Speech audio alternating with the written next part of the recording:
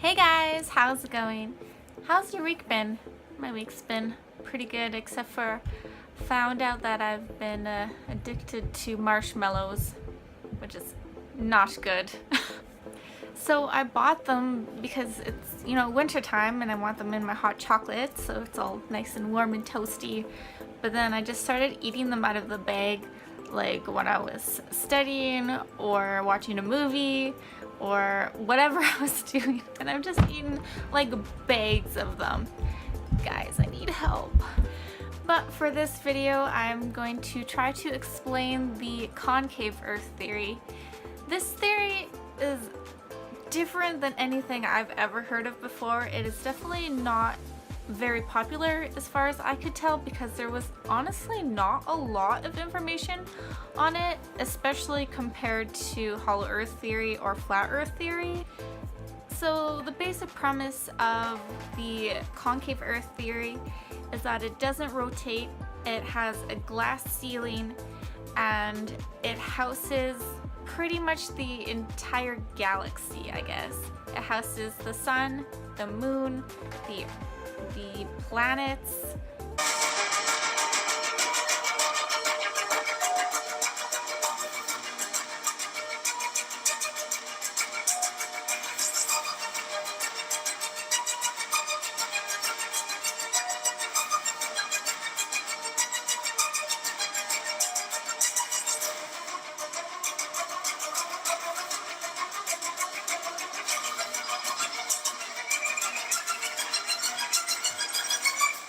This video I found, I guess, showed evidence of there being a glass ceiling. It is kind of confusing why it's like this. I'm sure there's a logical explanation, but it's just kind of something interesting to look at. This video was taken during the solar eclipse, so take that as you will. I forgot to mention that the people upstairs have company, and I can really hear them. The little girl is screaming and stomping around. I really hope that you guys can't hear them. So one of the reasons why there is a theory of the concave Earth is because of old maps. If you look at the longitude and latitude lines, it does kind of look like it's concave, which is really interesting. But at the same time, can you really trust things back from the 17th and 18th century? More recently, I guess, there's something called the Polychronic map. Oh my goodness, they're being so loud right now.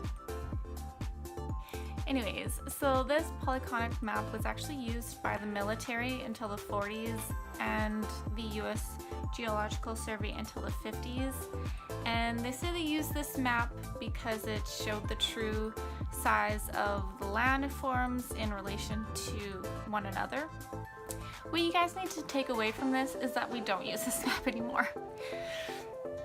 Something very interesting that I found was apparently the Nazis believed in this theory, so it's probably not a very good theory.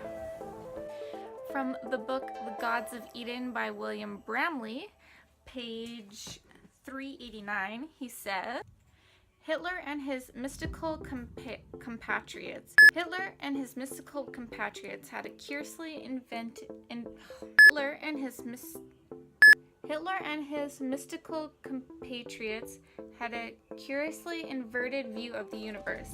To their way of thinking, the universe consists of infinite rock, which is broken by numerous hollow areas. In other words, the universe is like an infinite piece of Swiss cheese, solid with many holes in it. The concave surfaces of the hollow areas, the surfaces of the planets, including Earth. Humans are therefore not living on the outer surface of a round ball. They are being pushed by gravity against the inner surface of a hollow area. The most compelling evidence that I could find to prove that the Earth is concave is an experiment done by Donald E. Simonak. He was the chief engineer at the Tamarack mines. He suspended 4,250-foot long plumb lines down the shafts. Measurements showed that the plumb lines were farther apart at the bottom than at the top, contrary to expectations. This result went against Newton's theory of mass and gravity. According to Newton, the larger the mass, the more attractive pull it possesses, with the center of gravity being at the center of the mass. This experiment indicated that the gravity might emanate from above, not below. So there was definitely more evidence out there. If you want to go look it up for yourself, I recommend you to, because to me, honestly, this theory makes zero sense. How come if the Earth is concave, if I'm here and I'm looking over to Russia, why can't I see Russia? Because if it's concave, then you would be able to see it. I don't know. It just doesn't make sense to me. But I think that does it for different theories of the Earth. If you've heard of any other ones, please let me know, because I would like to look into it. But I don't think there's such thing as a donut Earth or a watermelon Earth or anything like that. So I think that's done for my Earth theories. Personally, I just agree with the normal globe that everybody normally agrees with. This is the globe I got at the dollar store. But to be truthfully honest, I couldn't care less what kind of Earth you believe in. Let's just all get along together, alright? But that ends it for my video today. If you liked it, please give it a like.